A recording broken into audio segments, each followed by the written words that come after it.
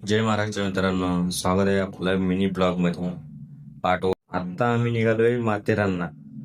असंच बसला प्लॅन वेळ तो नका क्रॉस केला आणि या भावाने आंब घेऊन आले. हजल्या मोसम मध्ये आंब खायला पुढे गेलो, ऍक्शन आरसाच वाकडा. त्यानंतर भावाच्या आपण गाडीतनं काढलं पाण्याचं बॉक्स. त्यानंतर इथं आरसा टाक करायला गेलो, पानात तुटून हातात आला. एक करायला गेलं की एक होते. असे आमच्या इकडे मित्र आहेत एक एक. अशा प्रकारे सगळं नीट करून पुन्हा एकदा राईड चालू केली. मस्त हायवे होता, सुसाट जाऊ बोललो. मग थोड्या वेळात काही वेळातच माथेरान जवळ पोहोचलो. तेव्हा इथं माथेरानचा घाट चालू होतो. नेहरू स्टेशनच्या पुढे कमानी बसून मस्तपैकी आता गाडी काढली आद्य शेटनं. मग तसंच निघालो पुढं. हिरवगार डोंगर वगैरे बघत मस्त फील येतो. एकदा नक्की या माथेरान कोण येत असेल तर. फक्त पावसाळ्यात आतून चांगला पाऊस पडू द्या मग या.